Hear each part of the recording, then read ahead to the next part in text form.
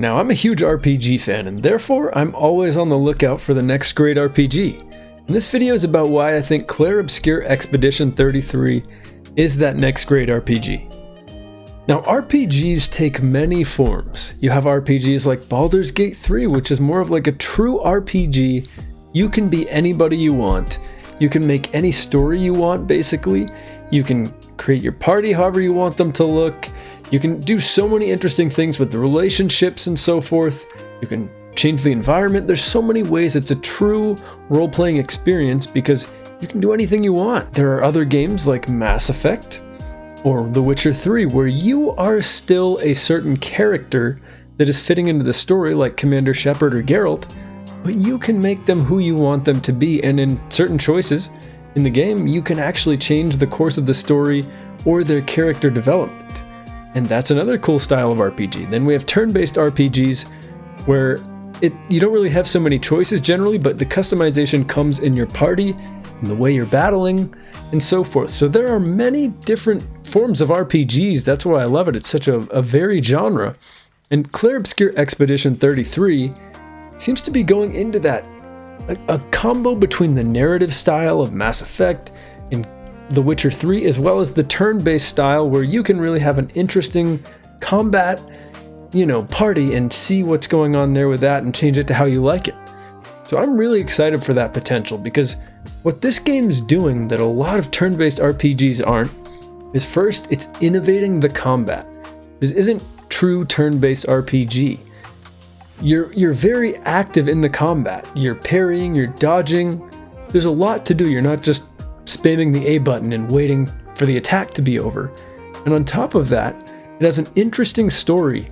And like a game we saw earlier this year, Dragon Age the Veilguard, or last year now, Dragon Age the Veilguard, it actually seems to have good writing and an interesting story, which is another crucial aspect of RPGs. The characters seem really awesome and seem to have some depth and complexity to them just by the nature of what's happening to them and where they live.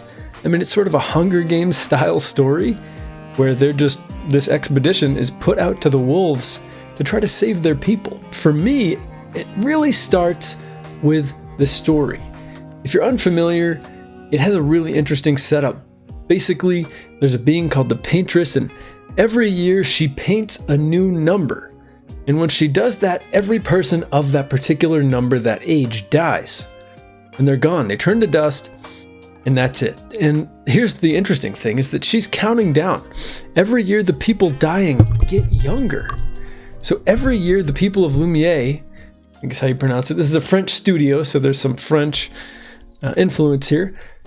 They send a volunteer, so your Expedition 33, and it's from those people who have 1 year left to live. And they're on a desperate mission to kill the Paintress, to save their people, to save themselves. That is, I don't know if you can get cooler than that. What a unique, interesting story. There must be stories out there like this. They say there are no original stories, but this is pretty close to one. I just love that, and I love how transparent and confident they've been. That's something we don't see very much of these days either, is transparency and confidence. This studio is selling the game for $50 because they know, hey, it's a 30-ish hour experience, could be more if you take your time, so we're not going to charge full price for it. I respect that. They've also allowed people like streamers to play the game last month, and it looked great. I was watching the gameplay on Twitch. It looks awesome. These people are confident in their product, and they're willing to show us what they've got. You can't ask for more than that. In a time when, for instance, we just had the Switch 2 reveal, when there's so much shadiness and you have to bury to find certain details, it really appears that this game is being made with full transparency and confidence behind it. And on top of all of that, I think that the addition of it being from Xbox Game Studios and being on the Game Pass is actually going to help it because people are going to be more willing to try this out. People that have thought, turn-based RPGs aren't my thing, they're kind of slow, but I'm going to try this one out because it's on Game Pass and it looks unique and interesting. Now the game's reviewing really well, which of course does not always mean great things, but it's really the wording of the reviews that I really like. The reviews are saying stuff like the game crafts the desire to explore which is a really crucial thing that not all games do. When I think of games that craft the desire to explore, I think of a game like Tears of the Kingdom, or something like Skyrim. They're crafting these desires, something like the Dark Souls series.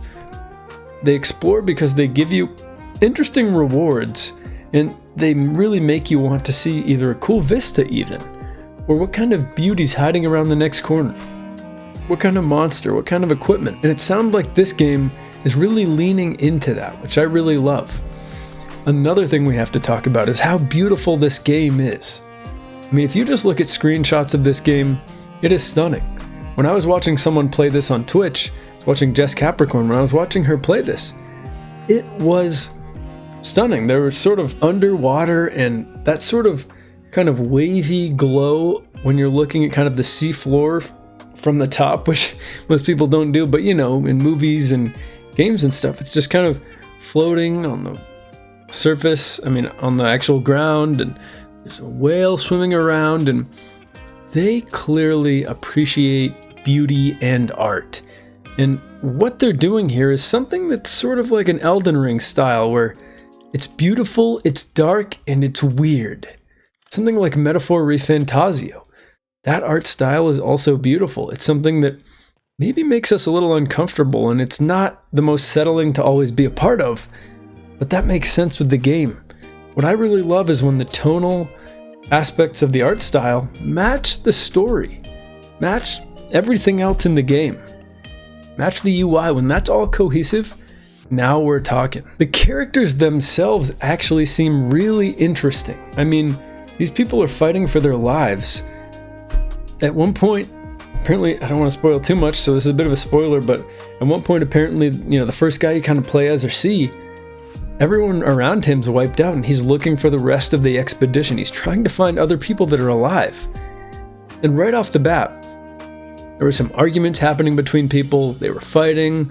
It's so clear that these people who are writing these characters understand how to have realistic dialogue and understand what it means to be under stress and trying to talk and negotiate to people. It's not some cheesy dialogue where you're talking about your feelings and stuff.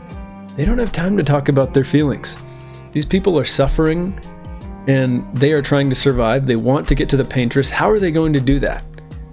It's so interesting, and everything I've read and heard so far seems right on the money. If you're a big fan of the Final Fantasies of old, this really gives me a Final Fantasy of old kind of element to it, except in a more dire circumstance. The way that they're just a party of people, something like Final Fantasy VII, where they're a party of people who you are learning about them and they're developing as the story goes along. Those people you see in the beginning are not the people you're going to see at the end. And the best part about this story, even better than those Final Fantasies of old, is how this is a story really about death and how these people are doomed to die in a year. They're fighting for their lives. And how much more interesting can you get than that? You kind of feel that urgency as you're going along. It has the makings of every great game we've played. And I really think this could be like the Baldur's Gate 3 was to the A of that genre, where it broke through to the mainstream, and this could be that for turn-based. This could do what I was really hoping Metaphor would have done. This could do it. So I'm really excited for this game.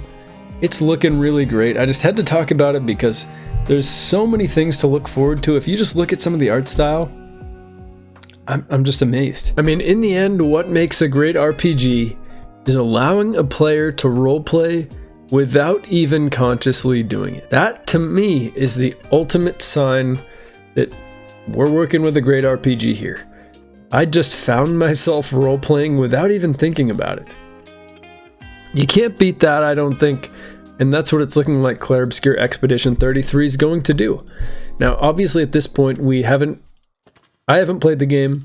People have. They're saying great things about it. It's all sort of speculation at this point. Many things have looked great, but I really feel so good about this game. Just watch some gameplay, put some up here, and yeah, we'll see. I'm excited to make a video. This is kind of my sneaky pick for Game of the Year. So, see you guys later. Peace.